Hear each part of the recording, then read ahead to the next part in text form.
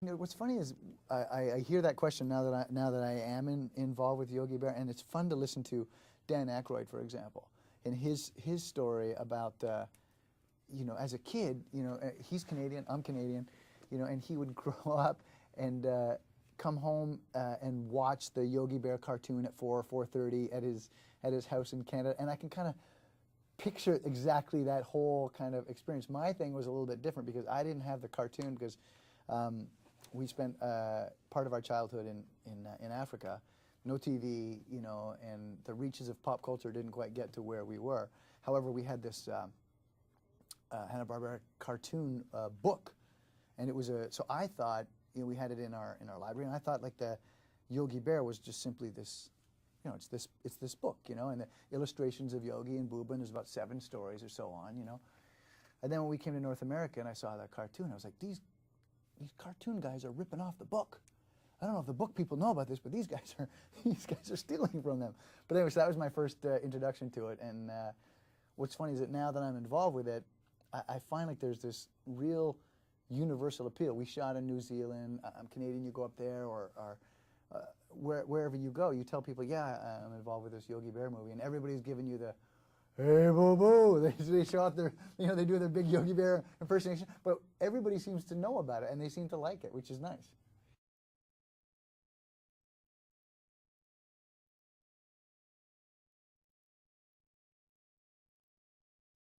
He's a strong, good-looking man, I think. I think everybody would say that he's a chisel-jawed, macho stud. But what's funny is I don't see myself that way. You know, I'm just a guy. Anyway, back to your question. Ranger Smith, this is a guy, right, who, you know, the iconic ranger, right, with a little bit pot belly, who's just like put upon by the antics of this crazy ne'er-do-well bear who never seems to learn his lesson, you know. It's a fun character to play because ultimately you're the straight man, but you get to participate in these crazy adventures anyway, you know, and you couple that with the fact that, okay, here's a guy who his dream job is what he has. He runs a park. He loves the great outdoors. You know, he has to contend with this bear, but you know, the bear's, he can't help but love that guy anyway. And I think the ranger is a nice mix of he he's not the funniest or most entertaining or charismatic guy, and he's happy to be that way. He's just happy to be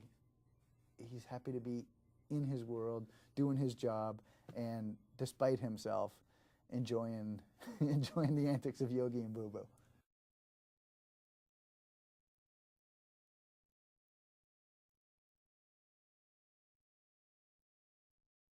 I don't think you can play it as he's the nemesis. You know, I don't think you can play it as and especially in the beginning of the movie, I took pains to try and express that, you know what, despite himself, Ranger Smith is amused by Yogi. You know, when it's not the great travesty, when it's not the big end of the world, you know, really bad thing that Yogi can do, when it's the smaller thing, the picnic basket or what have you, it's more a question of like, I love the kid. I'm that kid, you know, like it's that kind of thing. Like he can't help but like him, you know, and his life would be, he knows his life would be worse if he didn't have Yogi and all Yogi's antics to deal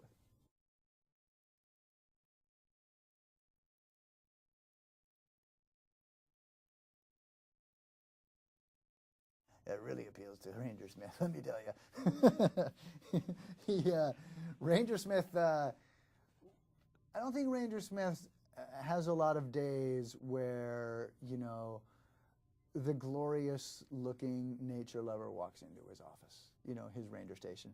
And I think that the day that did happen for Ranger Smith, the hallelujah bells went off.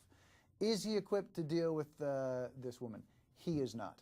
Because he may be able to name all the flora and fauna, but he can't string together 4 words to ask her out on a date. And in a way, that's kind of what you would expect from that guy, maybe. Is he suave and smooth with the ladies? He is not. You know, but fortunately, she's not the most suave and smooth character either, and they find in each other a bit of a soulmate.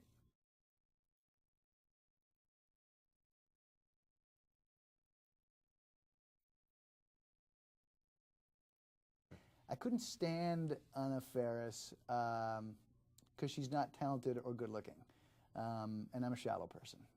So no, she's fantastic. You know, I mean, I think her resume in terms of her comedic ability speaks for itself, and she was very gracious in this movie because I think for a person of her stature, you know, to take a sometimes, you know, we had to take back seats to the Bears, which is that's what the movie is. It's Yogi Bear, and it's easy for me. Sometimes I think for her, it's like I thought it was very. She was completely committed to getting the story right and the Bears story right, and very much a team player, very much an enjoyable presence to work with. Very talented and funny, and I'm hoping that we get to do. I'm hoping this movie does well, and that we get to do a sequel because both her and I agree that probably somewhere in there, be it the second or third, or maybe the eighth sequel, the Ranger and Rachel, they got to have kids. And the kids have got some. There's this great moment in the Back to the Future. It's not you, Marty. It's your kids.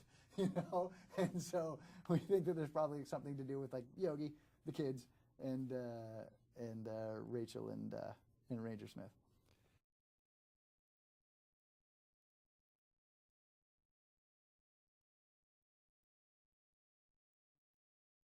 Much more enjoyable than actors.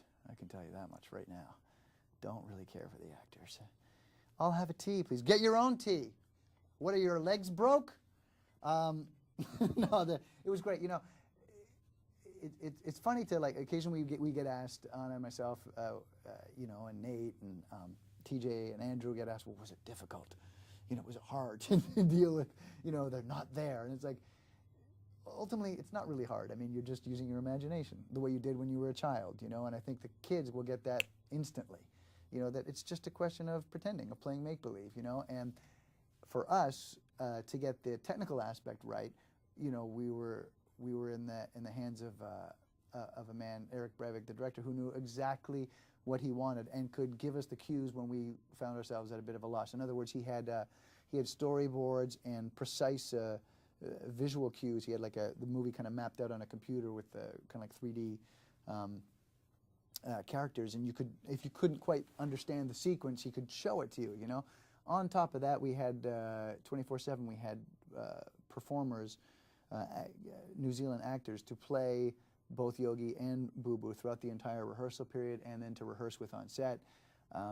So ultimately, you would rehearse with them and then they would exit and we would shoot it, but you had fresh in your mind exactly what you were doing. So it was sometimes occasionally a bit of a challenge to get the eye line right, but ultimately a fun challenge. And me personally, not having done a lot of it, I was glad I got to do it.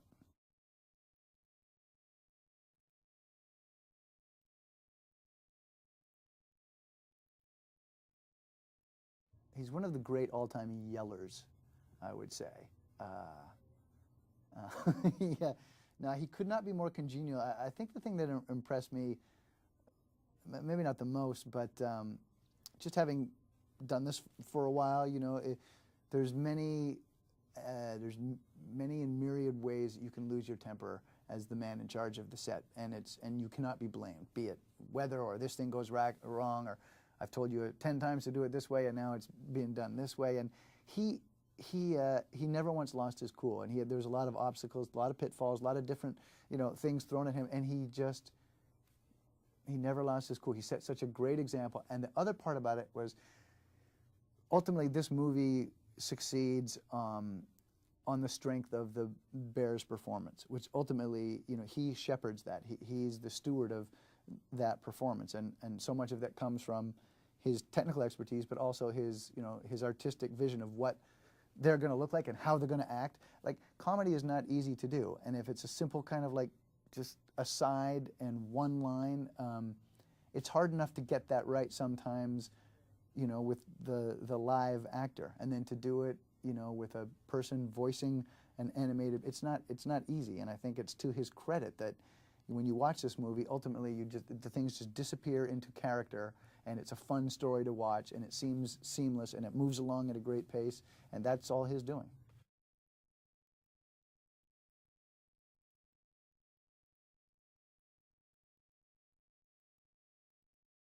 Oh be. man, New Zealand was, you know, I feel like I could do the, you know, the tourism ads for New Zealand, and I would do it free of charge because they just, it's such an unbelievable country. When I heard it was shooting there, I was excited. I'd never been. I wanted to go. It was, you know, topographically, aesthetically, as stunning as you might imagine. But what I didn't expect was that the people themselves were going to be so welcoming and kind, warm, genuine, spontaneous.